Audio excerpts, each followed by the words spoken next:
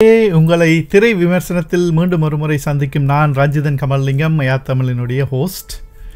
இன்று நாங்கள் பார்க்க இருப்பது தளபதியினுடைய லியோ திரைப்படத்தை வந்து இயக்கியவர் லோகேஷ் வந்து LCU என்ற ஒரு கான்செப்டின் மூலம் விஜயனுடைய மாஸ்டர் மற்றும் விக்ரம் போன்ற திரைப்படங்களை தந்த ஒரு இயக்குனர். அவருடைய இந்த திரைப்படத்தை வந்து பார்க்கலாமா இல்லையா என்ற ஒரு திரை விமர்சனத்தை வந்து தமிழ் நேயர்களுக்காக தருவதற்காக இலங்கையில் இருந்து பிரகாஷ் அவர்கள் நம்முடன் இணைகின்றார். வணக்கம் ரஞ்ச், வணக்கம் தமிழ் நேயர்களே. இந்த வருஷத்தோட மிகப்பெரிய எதிர்பார்ப்பா வெளியா இருக்கிற திரைப்படம் தான் லியோ. மிக பெரிய எதிர்பார்ப்பு. அதாவது ரொம்ப குயிக்கா ரொம்ப சீக்கிரமா 1000 கோடி கலெக்ட் பண்ண போகுது, பேன் இந்தியா மூவி அப்படின்னு ரொம்ப பெரிய எதிர்பார்ப்போட வெளியான திரைப்படம் தான் லியோ. இந்த படத்தை இயக்குனது வேற யாரும் கிடையாது, நான் அததான் லோகேஷ் கனகராஜ் இந்த படத்தை இயக்கி இருந்தாரு.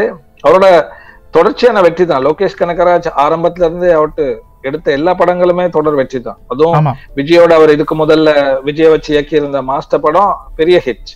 அப்ப அதுக்கடுத்து அவர் இயக்கி இருந்த விக்ரம் ஆகட்டும், அது இன்னும் எதிர்பார்ப்பை எகிற வச்சுச்சு. LCUங்கிற ஒரு கான்செப்டை கொண்டு இருந்தார் இந்த விக்ரம் படத்தோட சேர்த்து. அப்ப எல்லாருமே எதிர்பார்த்தது வந்து அடுத்த லெவலுக்கு, அடுத்த ஒரு கட்டத்துக்கு அந்த அந்த அவட்டு திறமைய கொண்டு வந்து அவர் கத்துக்கிட்ட மொத்த வித்தையும் கொட்டி எடுக்கிறேன்னு சொல்லுவாங்கல்ல, அப்படி ஒரு படமா அந்த லியோ படம் வரும்னு ரசிகர்கள் எதிர்பார்த்துக்கிட்டு இருந்தாங்க. என்னைய பொறுத்த வரைக்கும் 100% லோகேஷ் வந்து அதை பூர்த்தி செஞ்சாருன்னு இந்த லியோ படத்துல சொல்ல மாட்டேன். அதுக்காக சில விமர்சகர்கள் சொல்ற மாதிரி 5 பைசாக்கு இந்த படம் பெருமதி இல்லைன்னு சொல்றதே நான் ஏத்துக்க மாட்டேன். இந்த படம் வந்து மிக பிரம்மாண்டமா மிக சூப்பரா லோகேஷ் இயக்கி இருக்காரு. ஆனா சில பல குறைகள் இருக்கத்தான் செய்து இந்த படத்துல. அந்த குறைகளை தாண்டி நம்ம இந்த படத்தை குறைஞ்சது ஒரு வாட்டியோ 2 வாட்டியோ கூட பார்க்கக்கூடிய ஒரு படம் தான் லியோ. ரொம்ப சிம்பிளான கதை. ஹிஸ்டரி ஆஃப் வயலன்ஸ்ங்கிற இங்கிலீஷ் படத்தை தழுவி எடுக்கப்பட்டன்னு சொல்றாங்க. நீங்க ஹிஸ்டரி ஆஃப் வயலன்ஸ் பார்த்திருந்தா தெரியும். அது ஒரு சிம்பிளான கதை. ஒருத்தர் ஒரு ஊர்ல ஒரு சின்ன காஃபி ஷாப் வச்சிருக்காரு. அவரை வந்து அந்த கடைக்குள்ள வர 2 வில்லன்களை கொண்டு போட்டுறாரு. அப்ப அதால அவர் ஃபேமஸ் ஆயிடாரு. அவரை தேடி ஒரு குரூப் வருது. அந்த குரூப்புக்கும் அவருக்கு இடையில என்ன நடந்து எப்படி முடியுங்கிறது தான் அந்த ஹிஸ்டரி ஆஃப் வயலன்ஸ் கதை. அதை அப்படி தமிழ்ல எடுத்திருக்காங்க லியோன்னு சொல்லி. கிட்டத்தட்ட தமிழுக்கு ஏற்ற மாதிரி சில மாற்றங்களை செஞ்சு இந்த லியோ படத்தை இயக்கியிருக்காங்க.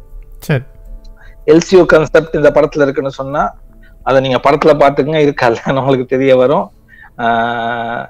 இந்த படத்தை பொறுத்த வரைக்கும் சில சீன்கள் சில விஷயங்கள் தேவையில்லாம போட்டுதான் அந்த படத்தை விட்டு விறுவிறுப்பா குறைச்சிருக்காங்கன்னு நான் சொல்லுவேன். படம் வந்து லென்த்தியா ஃபீல் பண்றீங்களா இல்லாட்டி விறுவிறுப்பு குறைச்சிருக்காங்கன்னா என்ன சொல்றீங்க? அதாவது படத்தை விட்டு விறுவிறுப்பை கூட்டுறதுக்கு இப்ப நீங்க லோகேஷ் கனகராஜ் படங்கள் எடுத்தீங்கன்னா அவர் வில்லன் எப்பயுமே ரொம்ப பவர்ஃபுல்லா காட்டுவாரு. இப்ப நீங்க மாஸ்டர் படத்துல எடுத்தீங்கன்னா அது விஜய்ட்டு படமா விஜய் சேதுபதி படமாங்கிற நிலைமையில இருந்துச்சு. என்ன கேட்டீங்கன்னா அந்த அளவு மாஸ் வில்லனா விஜய் சேதுபதியை காட்டியிருப்பாரு. அதே மாதிரி நீங்க விக்ரம் படத்தை எடுத்தீங்கன்னா அதுல வந்து கமலுக்கு ஈக்குவலா விஜய் சேதுபதிய பெரிய வில்லனா காட்டியிருப்பாரு. ஆனா இந்த படத்தை பொறுத்த வரைக்கும் நீங்க பெரிய வில்லன்னு காட்டப்படுற சஞ்சய் தத்தா இருக்கட்டும், அவரோட தம்பியா காட்டப்படுற அர்ஜுனா இருக்கட்டும், எந்த ஒரு பெரிய வில்லத்தனை அவங்க பண்ண மாதிரியோ விஜய்க்கு ஈக்குவலா இருக்கிற மாதிரியோ எந்த இடத்துலயும் காட்டப்படல. அதாவது சிம்பிளா தமிழ்ல சொன்னா டம்மி பீஸா அவங்க காட்டப்பட்டிருக்காங்க. ஆமா, இந்த படம் வந்து முழுக்க விஜய சார்ந்து விஜய்னே தான் எடுத்திருக்காங்களே தவிர அதுல வார மத்த கதாபாத்திரங்கள் எதுக்குமே எந்த ஒரு முன்னுரிமையும் கொடுத்து எடுக்கப்பட்ட மாதிரி தெரியல. இப்ப நீங்க லோகேஷ் கனகராஜ் படங்கள் எடுத்தீங்கன்னா அந்த படங்கள்ல ட்விஸ்ட் வச்சிருப்பாரு. இப்ப நீங்க விக்ரம் படத்தை எடுத்தீங்கன்னா கமலுக்கு ஒரு பிளாட் போகும், விஜய் சேதுபதிக்கு ஒரு பிளாட் போகும், பகத் பாசிலுக்கு ஒரு பிளாட் போகும். அப்படின்னு அந்த ஒவ்வொரு கேரக்டரையும் அவர் அழகா அதுல காட்டியிருப்பாரு. ஈவன் அந்த ஏஜென்ட் டீனான்னு வர கமல்ஹாசன் அந்த மருமகள் வீட்டுல வேலை செய்யற அந்த வேலைக்காருக்கு கூட ஒரு நல்ல சீக்வன்ஸ் கொடுத்திருப்பாரு, பவர் கொடுத்திருப்பாங்க. ஆனா இந்த படத்தை பொறுத்த வரைக்கும் இதுல வந்து போற எல்லா நடிகர்களுமே ஒரு டம்மி பீஸா தான் வந்துட்டு போறாங்க. அதுதான் இந்த படத்துக்கு இருக்கிற மிகப்பெரிய ஒரு பலவீனம். அத லோகேஷ் கனகராஜ் இல்லாம பண்ணியிருந்தா இன்னும் இந்த படம் இன்ட்ரெஸ்டா இருந்திருக்கும். அடுத்தது சில சீன்கள் தேவையில்லாம ஏன் போட்டான்னு தெரியாமலே போட்ட மாதிரி இருக்கு. இப்ப இதுல சீனா அவங்க காட்டுற ஹைனாவோட அந்த நடக்கிற சண்டை ஆகட்டும், அடுத்ததா ஜனனிக்கு நடக்கிற அந்த கல்யாணம் ஆகட்டும், இப்படி தேவையில்லை. இதெல்லாம் இந்த படத்துக்கு ஒரு இன்ட்ரெஸ்ட கூட்டுறதாவோ ஒரு ஹைப் ஏத்துறதாவோ எனக்கு தெரியல. இதுகளை விட கட் பண்ணி இதை விட இன்னும் இன்ட்ரெஸ்டான சீன்கள்ல லோகேஷ் கனகராஜ் அந்த படத்துல ஆட் பண்ணிருக்கல. ஏன்னா அப்படி அவர் காட்டியிருக்காரு. கைதியா இருக்கட்டும், இல்லாட்டி விக்ரமா இருக்கட்டும், இல்லாட்டி மாஸ்டரா இருக்கட்டும், அதுல ஏதாவது ஒரு இன்ட்ரெஸ்டான சீன்களை பூத்திருப்பாரு. தேவையில்லாத சீன்கள் ரொம்ப கம்மியா தான் இருக்கும் லோகேஷ் கனகராஜோட படங்களை பொறுத்த வரைக்கும். ஆனா இந்த படத்தை எடுத்தாக்க அப்படிப்பட்ட சீன்கள் சிலதுகளை கொண்டு வந்திருக்காங்க. இப்ப இந்த படத்தோட ஷூட்டிங் காஷ்மீர்ல போயிட்டு கிட்டத்தட்ட ஒரு 60 days அப்படி ஷூட் பண்ணிருக்காங்கன்னு நினைக்கிறேன். ஆமா. ஆனா இதுல காஷ்மீர் விட்டு அழகா எந்த இடத்துலயும் காட்டின மாதிரி எனக்கு தெரியல. காஷ்மீர் இந்தியாவிலே மிக அழகான ஒரு பிரதேசம். அது விட்டு அழகா எந்த இடத்துலயுமே அவங்க காட்டல. முக்காவாசி ஷூட்டிங் நீங்க பாத்தீங்கன்னா விஜய் காஃபி ஷாப்புக்குள்ள நடக்குது, விஜய் வீட்டுக்குள்ள நடக்குது, இல்லாட்டி அந்த அவர் போலீஸான தெரியல, இவர் கௌதம் வாசுதேவ மேனன் கேரக்டர் என்னன்னே புரிஞ்சுக்க முடியல. ஃபாரஸ்ட் ரேஞ்சர்னா காட்டு இதுக்கு பொறுப்பான அதிகாரி. ஆமா ஆமா, அவர் அதாவது அவர் ஃபாரஸ்ட் ரேஞ்சரா இல்லாட்டி போலீஸ்ல பெரிய ஆளா அப்படி எதுவுமே ஒரு தெளிவில்லாத ஒரு கதாபாத்திரத்துல கௌதம் வாசுதேவ மேனன் நடிச்சிருக்க மாதிரிதான் எனக்கு விளங்குது. அப்ப அது ஒரு தெளிவா காட்டிருக்கல. அது அந்த கேரக்டரைசேஷன் இந்த படத்தை பொறுத்த வரைக்கும் லோகேஷ் கனகராஜ் தெளிவா காட்டல. சரி, வழங்குது. நானும் அதே மாதிரி தான் ஃபீல் பண்ணினேன். இப்ப கௌதம் வாசுதேவன் அவருடைய கேரக்டர் ஒரு கண்ட்ரவர்ஷியல் கேரக்டராக தான் இருக்கு. அவர் நினைச்ச உடனே போலீஸ் ஸ்டேஷனுக்கு நடந்து போறார், போலீஸில் இருந்தவருக்கு தகவல் வருது, இப்படி பல்வேறு விதப்பட்ட விதத்திலையும் இன்வெஸ்டிகேஷனுக்கு அவர் இன்வால்வ் ஆகிறார். எங்களுக்கு புரியலை. ஃபாரஸ்ட் ரேஞ்சர்ண்டா அவங்க காட்டுக்குள்ளே யார் மரம் வெட்டினா அவங்கள கண்டுபிடிக்கிறது தான் அவங்களோட வேலை. அனிமலை சுட்டா அவங்கள பார்த்துக்கொள்வது, இல்லை அனிமல்ஸ் வந்தால் அதை காட்டுக்குள்ளே சுடுறது, அதுகளுக்கு தான் அவங்க பாவிப்பாங்க ஃபாரஸ்ட் ரேஞ்சர்ஸை. ஆனால் இந்த திரைப்படத்தை பொறுத்தவரையில் அவர் ஒரு சுப்ரீம் கொமாண்டர் மாதிரி, ஒரு முப்படைக்கும் தளபதி மாதிரி ஒர்க் பண்றாருன்ற மாதிரி தான் நானும் ஃபீல் பண்ணேன். அப்படி இப்போ ஒரு வெட்டினரி டாக்டரை கொண்டுறாங்க. அந்த முதல்ல வர கேங் ஒரு வெட்டினரி டாக்டரை கொண்டுறாங்க. ஏன் அந்த சீன் வச்சாங்க? அவங்கள வில்லத்தனமா காட்டுறதுக்கு. ஏன்னா அவங்கள வில்லத்தனமா காட்டுறதுக்கு அந்த முதல் சீனே போதும். ஒரு கலெக்டரை போயிட்டு அவர் வீட்டுள்ளுக்கு அவங்க கொடூரமா கொலை செய்யறது அவங்கள்ட்ட அந்த குரூர தன்மைக்கு ஒரு சாம்பிள் போதும். திருப்பி திருப்பி அவங்க அதை கண்டினியூ பண்ணி அவங்க பைக்ல போறாக்களை கொள்றது, கார்ல போற வெட்டினரி டாக்டரை கொள்றது, அந்த தேவையில்லாத சீன்களை சேர்த்து அந்த படத்தோட ஹைப்ப கம்மி பண்ணிருக்காரு லோகேஷ். அது ஏன்னு எனக்கு புரியுது இல்லை இந்த படத்துல. ஆமா, அதுக்கெல்லாம் கட் பண்ணிருக்கலாம். அடுத்தது சில சீன்களை வித்தியாசமா செஞ்சிருக்கலாம். ஏன்னா வித்தியாசமா செய்யக்கூடிய ஆள் தான் லோகேஷ் கனகராஜ். இந்த படத்தோட மிகப்பெரிய இன்னொரு பலம் மனோஜ் பரமஹம்சா. அவர் தான் அந்த படத்தோட்டு லைட்டிங் ஒளிப்பதிவை பார்த்திருக்காரு. பிரமாதமா மனசை எடுத்திருக்காரு. படம் இன்னொரு லெவல்ல கொண்டு போய் அந்த படத்தை வச்சிருக்குன்னு சொன்னா அதுக்கு ஒளிப்பதிவு, அடுத்தது எடிட்டிங். பிலோமின் ராஜ் எடிட்டிங் பண்ணிருக்காரு. அடுத்தது இந்த படத்தை தூக்கி நிறுத்துறதுக்கு இன்னொரு முக்கியமான காரணம் அனிருத் மியூசிக். அது கட்டாயம் சொல்லிதான் ஆகணும். இதுக்கு முதல்ல ரஜினிகாந்த், தலைவர் ரஜினிகாந்த் நடிச்ச ஜெயிலர் படத்தை அந்த தூக்கி நிறுத்தினுச்சே அந்த அனிருத்தோட மியூசிக் தானே. ரஜினிகாந்த் வாயாலேயே பாராட்டப்பட்டவர் தான் அனிருத். அதே மாதிரி இந்த படத்துலயும் அனிருத்தோட மியூசிக் இந்த படத்துக்கு பெரிய ஒரு பக்கபலமா அமைஞ்சிருக்கு. ஆமா, மொத ஆஃப் நீங்க பாத்தீங்கன்னா ஒரு பயங்கர இன்ட்ரெஸ்ட் அவங்களை கொண்டு போய் அப்படி இன்டர்வல் பிளாட்ல நிப்பாட்டுவாங்க. ஆனா அதே நேரம் செகண்ட் ஆஃப் நீங்க எடுத்தோன்னு அவட்டு விஜய் அந்த பழைய ஸ்டோரியா இருக்கட்டும், அவருக்கு இதுக்கு முதல்ல அவர் எப்படி இருந்தார் என்ன இருந்தாருன்னு காட்டுற ஸ்டோரியா இருக்கட்டும், அதுக்கு அடுத்து நடக்கிற சண்டை காட்சிகளா இருக்கட்டும், அந்த செகண்ட் ஆஃப் அந்த படத்தோட்டு ஸ்பீட எடுத்திருக்காங்க. ஆனா அந்த படத்தோட்டு ஒரிஜினல் ஸ்பீட அது குறைச்சிருது. அப்படித்தான் நானும் ஃபீல் பண்ணேன். அந்த ஃபர்ஸ்ட் ஹாஃப் நல்ல விறுவிறுப்பாக, இன்டர்வல் மட்டுக்கும் நல்ல விறுவிறுப்பாக போய்கொண்டு இருந்தது. அடுத்து என்ன நிகழ்ச்சி நடக்க போதோன்ற எதிர்பார்த்த மாதிரி இருந்தது. அப்புறமா அவங்களுக்கு புரிஞ்சிருச்சு, இவர் அந்த பெரிய டானையே போட்டு தூக்கி அடின்னு அடித்து துவசம் பண்ணுறார். மற்றவங்கெல்லாம் எத்தனை பேர் வந்தாலும் அடிக்கிறாரு. அடின்னு அடிச்சுக்கிட்டே இருக்காங்க. செகண்ட் ஹாஃப் நான் நினைக்கிறேன் ஒரு நீண்ட சண்டை காட்சி தமிழ் படத்தில் நடைபெற்றதுன்ற மாதிரி தான் ஃபீல் பண்ணேன். இன்டர்வெல்ல இருந்து முடிய மட்டுமா அடிதான். அப்படிதான் நான் ஃபீல் பண்ணேன். ஆமா, இப்ப ஒரு கேரக்டரைசேஷன் அவங்க கொண்டாடுறதா இருந்தா இவரு அப்படின்னு கொண்டாடுறதா இருந்தா நீங்க பாட்ஷா படத்தை எடுத்துக்கலாம். பாட்ஷா எங்களுக்கு ஒரு குறிப்பிட்ட கட்டம் வரைக்குமே நாங்க நினைச்சிருக்க மாட்டோம். அதாவது ரஜினி இவ்வளவு பெரிய ஒரு தாதாவா இருந்திருக்க போறாரா, இவ்வளவு பெரிய ஒரு பாட்ஷா, பாட்ஷா தான் இந்த மாணிக்கமா இவ்வளவு நாள் நம்மளோட ஒளிஞ்சிருந்தாங்க தெரியாத அளவுக்கு அந்த திரைக்கதையை நகர்த்தி கொண்டு போயிருப்பாங்க. அப்ப மக்கள் வந்து அவரோட பாத்துக்கிட்டு இருப்பாங்க, இது என்னதுன்னு பார்த்து திடீர்னு அவரோட பாட்ஷா ஒரு பெரிய தாதாவா மும்பைல இருந்தாருங்கிறது வெடிச்சு வரையில அந்த படம் பயங்கர ஹைப்புக்கு போயிடும். அந்த மாதிரி ஒரு ஹைப் வந்து இந்த படத்துல இல்ல. இப்ப லியோன்னு படத்துக்கு பேரை வச்சோனே லியோ தாசுங்களே எங்களுக்கு புரிஞ்சிருது, இவர் அவரு தான், இவர் என்னத்தான் இல்லைன்னு சொன்னாலும் இவர் அவர் தானுங்கிறது புரிஞ்சிருது. அப்ப விஜய் கடைசி வரைக்கும் லியோ நான் இல்லைன்னு சொல்லாமலே போயிருக்கலாம். அந்த கடைசியில அவரு அர்ஜுன்ட்ட போயிட்டு நான் லியோங்கிறத ஒத்துக்கிற அந்த சீனை கூட கட் பண்ணி விட்டுக்கலாம். அதை ஒத்துக்காமலே கொண்டு போயிருந்தா இன்னும் கூட அது ஒரு ட்விஸ்டா இருந்திருக்கு. அந்த கடைசியில ஒத்துக்கிட்டோன்னு அந்த அவ்வளவு நேரம் அவர் கட்டி காத்தது, அவ்வளவு நேரம் அதுக்காக தர்க்கம் பண்ணதெல்லாம் இல்லாத மாதிரி போயிருது. ஆனா அதுக்கு விமர்சகர்கள் இன்னொரு காரணமும் சொல்றாங்க, என்னன்னு கேட்டீங்கன்னா மனதளவுல அவர் வந்து பார்த்திபனா மாறிட்டாரு, அதனால அவர் மனசு ஒத்துக்குது இல்ல, அவர் லியோன்னு சொல்ல ஒத்துக்குது இல்ல, அதனால அவர் கடைசி வரைக்கும் லியாவோ ஒத்துக்காம இருந்திருக்காரு. சாகுற டைம்ல அர்ஜுன் கிட்ட அதை சொல்றாரு, ஆனா அதால எதுவும் நடக்க போறது இல்லை, ஏன்னா அர்ஜுன் சாக போறாரு, அது வெளியே வர போறது இல்லை அந்த நியூஸ் அப்படிங்கிற சொல்றாருன்னு சொல்றாங்க. ஆனா அதை கூட சொல்லாமலே போயிருந்தா இன்னும் கொஞ்சம் படம் இன்ட்ரெஸ்டா இருந்திருக்கும்னு நான் நினைக்கிறேன். நானும் அப்படித்தான் ஃபீல் பண்ணேன். அதோட இப்ப நீங்க ஒவ்வொரு கேரக்டர்ஸையும் எடுத்து பார்த்தோம்னா இதுக்கு வந்து கதாநாயகியாக த்ரிஷா அவர்கள் நடித்திருக்கிறார்கள். அவர்களுடைய கதாபாத்திரத்தை பற்றி கொஞ்சம் கூறுங்கள் பார்ப்போம். ஆமா, த்ரிஷா வந்து எனக்கு என்னமோ இந்த படத்துல பெரிய அழகா காட்டப்படலன்னு நினைக்கிறேன். அவங்க மேக்கப் ஓவரா போயிருச்சா இல்லாட்டி வேற எதுவும் பிரச்சனையான்னு தெரியல. த்ரிஷாவா பார்க்க முடியல. ஏன்னா நான் ஒரு த்ரிஷா ஃபேன். அப்ப த்ரிஷாவா பார்க்க முடியாது, எனக்கு ஒரு பெரிய கவலை. நீங்கள் மட்டுமில்ல, பல பேர் த்ரிஷா ஃபேன்ஸ் இருக்கின்றனர்.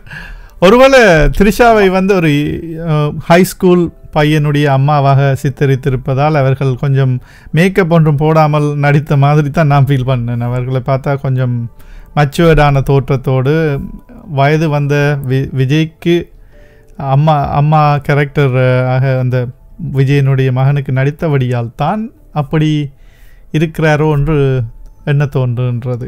அவர்களுக்கு உரிய பாடல்கள் ஒன்றும் இருக்கவில்லை ஒழுங்காக. அந்த ஒரு திரைப்படத்தில், தமிழ் திரைப்படத்தில் கதாநாயகிக்காக பாடல்கள் எல்லாம் இடம்பெறும். இதில் வந்து இடம்பெறாததுக்கு காரணம் அதான் கூட இருக்கலாம் இல்லையா? இல்ல, நார்மலா லோகேஷ் கனகராஜ் படங்கள்ல அந்த டிபிக்கல் விஷயங்கள் நிறைய இல்லாம தான் வரும். ஆமா, அது அவரோட ஃபில்ம் மேக்கிங் ஸ்டைல், அது பிரச்சனை கிடையாது. ஆனா நம்ம த்ரிஷாவை வந்து அழகில்லாம காட்டினது எனக்கு பெரிய மனவருத்தம் லோகேஷ் மேல. அதுவும் பொன்னியின் செல்வனில் ஒரு பெரிய ஒரு ஹைப்பில் இருந்த த்ரிஷாவை கொண்டு வந்து இங்கே கொஞ்சம் கீழே இறக்கி காட்டி விட்டார்கள் போலதான் எனக்கும் தோன்றியது. ஆமா, எனக்கு அது பெரிய கவலையா இருந்துச்சு. அது இல்லாம அந்த கேரக்டரைசேஷன், ஒவ்வொரு கதாபாத்திரத்தையும் அந்த என்னன்னு சொல்லி நம்ம தெரிஞ்சு அவங்கள புரிஞ்சுக்கிறதுக்குள்ள அடுத்ததுக்கு போயிடுறாங்க. அந்த விஜய சுத்திய மொத்த படமும் எடுத்ததுதான். ஆமா, இந்த படத்தை விட்டு விறுவிறுப்பை குறைச்சிருக்கும்னு நான் நம்புறேன். சரி, மற்றும் படி உங்களுக்கு குறிப்பிட்ட அளவில் இந்த திரைப்படத்தில் உங்களுக்கு பிடித்த கதாபாத்திரங்கள் என்ன? ஆமா, அந்த சாண்டி மாஸ்டரோட சைக்கோத்தனமான நடிப்பும் அந்த பைத்தியக்காரமான வில்லத்தனம், யாரு நம்மள்ட்ட மிஸ்கினோட பைத்தியக்காரமான வில்லத்தனமும் வந்து ரொம்ப நல்லா இருந்துச்சு படத்துக்கு. அந்த கட்டங்கள்லாம் ரொம்ப இன்ட்ரெஸ்டிங்காவே எடுக்கப்பட்டிருந்துச்சு. அவங்கள்ட்ட கேரக்டரைசேஷன் வந்து ஓகேன்னு சொல்லலாம். ஆனா அவங்க மெயின் வில்லன் கிடையாது. வில்லன்களா வந்தது வந்து நம்மள்ட்ட சஞ்சய் தத்தும் அர்ஜுனும். அவங்க வந்து நரபலி கொடுக்கறதுக்காக சொந்த மகளையே தெரிவு செஞ்சதெல்லாம் வந்து இந்த 2023 வருஷத்துக்கு ஒரு 10 வருஷம் முந்திதான் அந்த படம் எடுத்திருக்காங்க, வந்த மாதிரி எடுத்திருக்காங்க. அந்த காலகட்டத்துல கூட அதுக்கெல்லாம் ஏற்றுக்கொள்ளக்கூட ஒரு முடியாத விஷயங்கள். அதாவது அந்த காரணத்தை அழுத்தமா வைக்கல, ஏனோ தானோ நரபலிங்கிறதெல்லாம் ஒரு ஜோக் காரணம். திடீரென்று வந்து ஒரு அடுத்தது கொஞ்சம் 5 நிமிடங்களுக்குள்ள அந்த நரபலி சம்பந்தப்பட்ட கன்செப்ட் எங்களுக்கு என்னடான்னு புரியறதுக்கு முன்னமே அந்த சீன் முடிஞ்சிடும். அப்படித்தான் ஃபீல் பண்ண. அதாவது ஒரு பாட்டு வருது, இல்ல விஜய் வாராரு, முதல்ல ஒரு லொரிகள் ஒரு 10 தூக்கிட்டு போறாரு, திடீர்னு அண்ணன் நான் வரவான இறங்கி வந்து மடோனா செபஸ்டின் ஒரு டான்ஸ் ஆடுறாரு, கேட்டா தங்கச்சிங்கிறாரு, அதுவும் இரட்டை பிறவி தங்கச்சின்றாரு, திடீர்னு பார்த்தா நரபலிங்கிறாங்க. அந்த சடன்னு எல்லா கேரக்டரையும் முடிச்சு தள்ளிடுறாங்க. சஞ்சய் தத் முடிஞ்சு, அதுக்கு பிறகு பிளாஷ்பேக் மெடோனா செபஸ்டியன் முடிஞ்சு, அங்கிட்டு மன்சூர் அலிகான் தூக்குல தொங்குறாரு. அந்த சடன் எல்லா கேரக்டரையும் முடிச்சிடுறாங்க. அந்த அந்த கேரக்டர்களை வந்து நடமாட விடுறாங்கல்ல, ஒரு ஒரு ஒரு உறுதியான அடித்தளம் போட்டு நடமாட விடுறாங்கல்ல. இப்ப நீங்க கைதி படத்தை எடுத்தீங்கன்னா அதுல வர அந்த இன்ஸ்பெக்டர் வந்து நிறைய நேரம் அந்த படத்துல டிராவல் பண்ணுவாரு. இங்க அவரு கூட அந்த எல்சியூ கான்செப்டுக்காக ஒரு டம்மி பீஸ் மாதிரி கொண்டு வந்து வைக்கிறாங்க. அப்ப அந்த சில விஷயங்கள்ல லோகேஷ் கனகராஜ் இன்னும் கொஞ்சம் நிறைய ஹோம்ஒர்க் செஞ்சிருக்கலாம்னு நான் நினைக்கிறேன். படத்தை பொறுத்த வரைக்கும் இந்த ஃபைட் சீன் எல்லாம் வேற லெவல் எடுத்திருக்காங்க. அந்த பறந்து போற மாதிரி அந்த டைம்ல அங்க சுத்தி இங்க சுத்தி, அப்பா என்னன்னு கேமரா செட் பண்ணி எடுத்தாங்கன்னு தெரியல.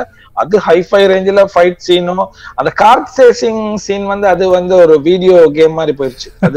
அதை வந்து அவங்க கட் பண்ணிருக்கலாம், அதை இன்னும் கொஞ்சம் டிஃபரெண்டா பிளான் பண்ணிருக்கலாம். அந்த சில சர்க்கிள்களாலதான் படத்தோட அந்த ஹைப் மட்டும் இல்லாம போகணும். அப்படித்தான் நானும் ஃபீல் பண்ணேன். இப்ப அந்த ஹைனா வந்து மிகவும் நேர்த்தியாக செய்திருந்தார்கள் அந்த அனிமல் சீனை வந்து. அதுவும் கொஞ்சம் நான் ஃபீல் பண்ணினேன், கொஞ்சம் நீண்டு விட்டது அந்த சீன், ஹைனா சீன். அதை வந்து ஹைனா சீனை கிராபிக்ஸ் எல்லாம் பண்ணி பிரமாதமா எடுத்திருந்தாங்க. நான் சொல்றேன் என்னன்னா அந்த சீனே படத்துக்கு தேவையில்லை. விஜய் வந்து ஒரு ஊர்ல காஃபி ஷாப் வச்சிருக்காரு. ரொம்ப ஒரு அப்பாவியான மனுஷனா காட்டுறாங்க. அந்த அப்பாவியான ஒரு மனுஷன் வந்து ஒரு பிரச்சனை வரையில அடுத்த கட்டத்துக்கு போறதை காட்டல, அது இன்னும் ஹைப்பா இருக்கும். இப்ப நான் வந்து ஃபீல் பண்ணேன் என்னன்னா, இந்த கார் சேசிங் சீன் வந்து ஒரு பிளே ஸ்டேஷன் கேம் விளையாடின மாதிரி தான் நீங்கள் சொல்வது போல நானும் ஃபீல் பண்ணினேன். அந்த சீனுகளுக்கு கொஞ்சம் இன்னும் ஃபோக்கஸ் பண்ணி அந்த ஹைனா வந்து நல்ல கிராஃபிக்ஸாக செய்திருந்தார்கள், நல்ல மிகவும் நேர்த்தியாக செய்திருந்தார்கள். அதே போல் அவர்கள் இந்த கார் சேஸ் சீனுக்கும் கொஞ்சம் டைம் ஸ்பெண்ட் பண்ணி இருக்கலாம். கடைசி நேரத்தில் அவர்கள் செய்தார்களோ தெரியவில்லை. கொஞ்சம் அந்த உங்களுக்கு தெரிகிறது, பார்க்கவே தெரிகிறது இது வந்து கொஞ்சம் ஃபேக்காக செய்திருக்கிறார்கள் என்று. ஆனால் அந்த ஹைனாக்கு கொடுத்த டைம் இருக்குல்ல, அது கொஞ்சம் நீண்டு விட்டது தொடக்கத்தில். அதை வந்து நீங்கள் குறைத்து இந்த வில்லன்கள் கேரக்டர்ஸை கொஞ்சம் டெவலப் பண்ணியிருந்தால் இன்னும் சிறப்பாக இருந்திருக்கும் என்று தோணுது எனக்கு.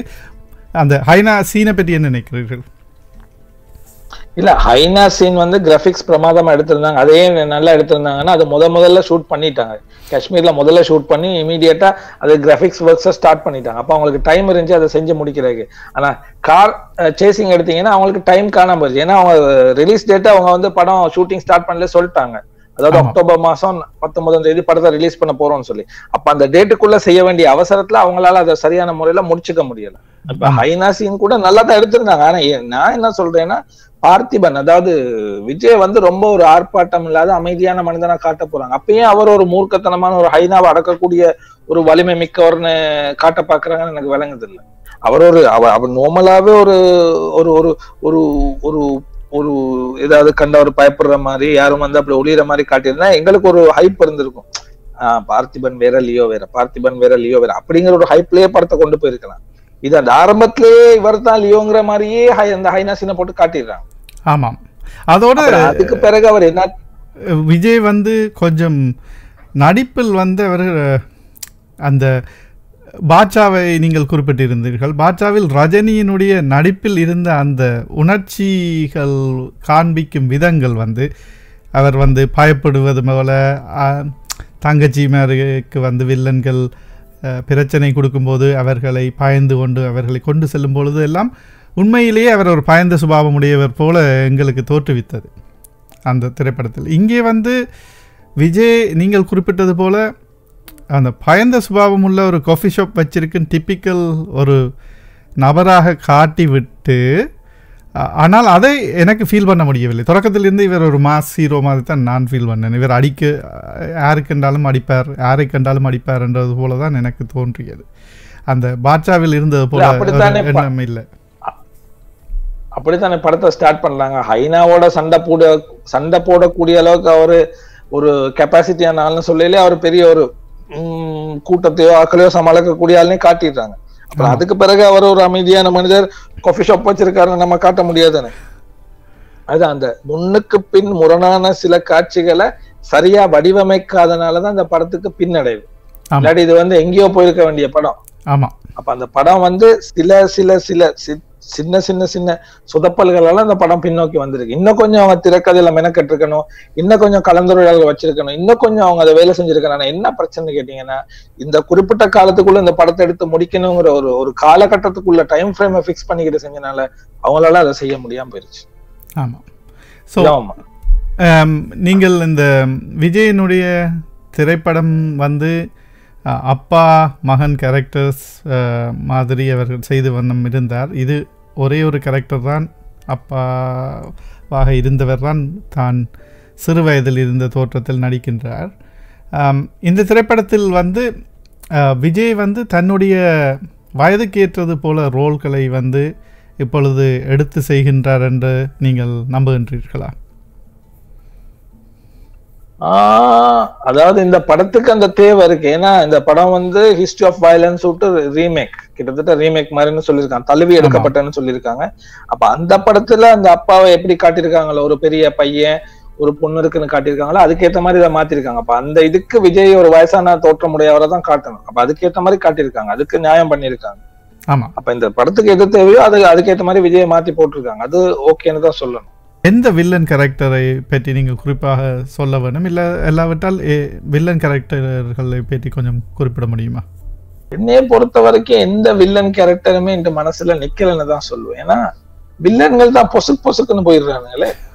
சஞ்சய் தத் வந்தாரு, சத்தம் போட்டாரு, பிறகு மகனை தூக்குனோன்னு இவரு பின்னிக்கே போயிட்டு அவரை மொத்தமா முடிச்சிட்டாரு. அப்புறம் திருப்பி மகனை தேடி அர்ஜுன் கிட்ட போனாரு, ஒரே சொட்ல அர்ஜுனையும் முடிச்சிட்டாரு, 1000 பேத்துக்கு அடிச்சு அர்ஜுனையும் முடிச்சிட்டாரு. அப்ப இப்படி சோட போன வில்லன்களை வச்சுக்கிட்டு நீ லியோவான்னு கேட்ட தவிர அந்த வில்லன்கள் எதுவும் செஞ்ச மாதிரி தெரியல. ஒரு வில்லன்களுக்கான ஒரு குவாலிட்டி இந்த படத்துல லோகேஷ் கனகராஜால அந்த வில்லன்களுக்கு கொடுக்கப்படலை அப்படின்னு தான் நான் சொல்லுவேன். ஆமா, பெரிய பெரிய மாஸ் ஹீரோஸ்களை கொண்டு வந்து இந்த வில்லன் கேரக்டர்களுக்கு தற்போது புகுத்தும் வண்ணம், அதாவது பழைய ஒரு ஹீரோஸை கொண்டு வந்து வில்லன்கள் ஆக்கி திரைப்படங்களில் போட்ட வண்ணம் இருக்கின்றனர். அந்த அடிப்படையில் அர்ஜுனும் வந்து இந்த திரைப்படத்துக்கு வந்திருக்கின்றார். அவர் இன்னும் கொஞ்சம் கூட நடித்திருக்கலாமோ என்று எனக்கு தோன்றியது. ஏதோ என்னை வில்லனாக நடிக்க வைத்து விட்டார்களே என்றது போல ஒரு ஏனோதானோ ஒன்று நடித்தது போல தான் நான் ஃபீல் பண்ணேன் இந்த திரைப்படத்தில். இல்ல, அவருக்கு எவ்வளவு கொடுத்திருக்காங்களோ அதை தான் அவர் செய்ய முடியும். ஒரு டைரக்டர் என்ன சொல்றாரோ அதான் ஒரு நடிகர் செய்ய முடியும். ஆமா, அப்ப அவருக்கு கொடுத்த போர்ஷன் அவர் செஞ்சிட்டாரு. அப்ப அவர்கிட்ட நடிப்பை வாங்கியிருக்க வேண்டியது அது டைரக்டரோட வேலை. நீங்க விக்ரம் படத்தை எடுத்தாலோ இல்லாட்டி மாஸ்டர் படத்தை எடுத்தாலோ விஜய் சேதுபதி எப்படிப்பட்ட ஒரு கொடூர வில்லனா காட்டப்படுறாரோ. இப்ப நீங்க விக்ரம் படத்தை எடுத்தீங்கன்னா கமலுக்கு ஒரு சீன் வைக்கல, அடுத்து வந்து விஜய் சேதுபதிக்கு ஒரு சீன் வைக்கிறாரு.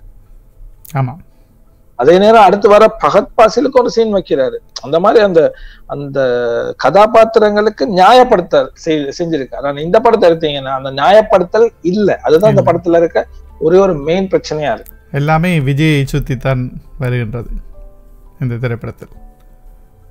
இது வந்து 100% விஜய் படம். விஜய் ரசிகர்களுக்கு இது பெரிய மகிழ்ச்சியை தரலாம். அதை கடந்த அடுத்த கட்ட ரசிகர்களுக்கு இந்த படம் வந்து லோகேஷ் கனகராஜ் படத்தை எதிர்பார்த்து போனவர்களுக்கு இது 100% திருப்தியை தரக்கூடிய படம்னு சொல்ல முடியாது.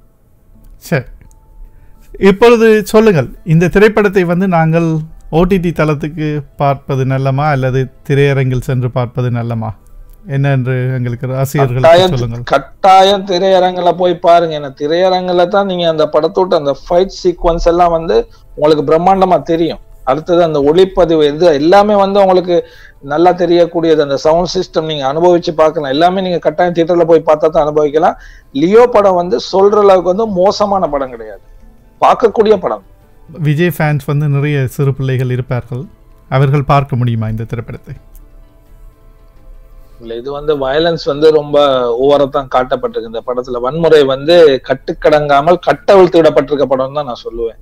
இந்த வன்முறையை வந்து இன்னும் கொஞ்சம் குறைச்சிருக்கலாம். இவ்வளவு வன்முறை தேவையில்லை. ஆனா இப்ப வர படங்கள்ல வந்து வன்முறைய ஓவரா காமிக்கிறாங்க. அது ஏன்னு எனக்கு விளங்குது இல்லை. கேட்டா 2K கிட்ஸ தள்ள பழிய போட்டுறாங்க. ஆனா 2K கிட்ஸ் என்ன அவ்வளவு பெரிய வன்முறையாளர்களா கிடையாது. இல்ல, இந்த வன்முறைகள் வந்து வரும் படங்களை குறைக்கப்படணும் தான். வீடியோ கேம்ஸில் வந்து வன்முறை ஷூட்டிங் கேம்ஸ் அப்படி இப்படி என்று வந்து விட்டது. அந்த வன்முறைகளைத்தான் இதில் வந்து கொண்டு வந்து திரைப்படங்களில் காண்பிக்கிறார்களோ என்று என்ன தோன்றுன்றது. ஆமா, அப்படியும் இருக்கலாம். நீங்க சொல்ற மாதிரி எல்லா வீடியோ கேம்ஸும் வந்து அடுத்தவனை சுடுறது, அடுத்தவனை கொத்துறது, அடுத்தவனை வெட்டுறது, அடுத்தவனை தூக்கி வீசுறது, இப்படியே காட்டப்பட்டு அதே ஸ்டைல வந்து இவங்க திரைப்படங்களையும் கொண்டாட பாக்குறாங்க. அப்ப அப்படி வரையில இப்படி வன்முறைகள் கூட காட்டப்பட்டது உண்மைதான். இது வந்து இளைஞர்களை, சிறுவர்களை பாதிக்கக்கூடிய ஒரு விஷயம். சரி நேயர்களே, பிரகாஷ் குறிப்பிட்டது போல இந்த திரைப்படத்தை வந்து நீங்கள் தியேட்டரில் சென்று ஃபுல் பேக் எக்ஸ்பீரியன்ஸுடன் பாருங்கள். இந்த திரைப்படம் வந்து ஒரு வயலண்டான மூவியாக இருக்கின்றது, பேட் வேர்ட்ஸ் வர இருக்கின்றது. ஆகவே குழந்தைகளை கொண்டு செல்லாதீர்கள். நீங்கள் இந்த திரைப்படத்தை வந்து வீட்டில் பார்க்க விரும்பினால் ஓடிடி தளங்களில் அவர்கள் திரையிட இருக்கின்றனர். ஆகவே ஓடிடி தளங்கள் மூலம் இந்த திரைப்படத்தை பார்க்கலாம். ஓவரால் லியோ பார்க்கக்கூடிய திரைப்படம், ஆனால் நாங்கள் எதிர்பார்த்த அளவு இல்லை என்பதுதான் தமிழினுடைய கன்க்ளூஷன். நன்றி நேயர்களே. மீண்டும் ஒரு முறை உங்களை அடுத்த விமர்சனத்திலோ சரி அல்லது ஒரு பாட்காஸ்டின் மூலமோ சந்திக்கும் வரை விடைபெற்றுக் கொள்ளும் நான் ரஞ்சிதன் கமல்லிங்கம். நன்றி, வணக்கம்.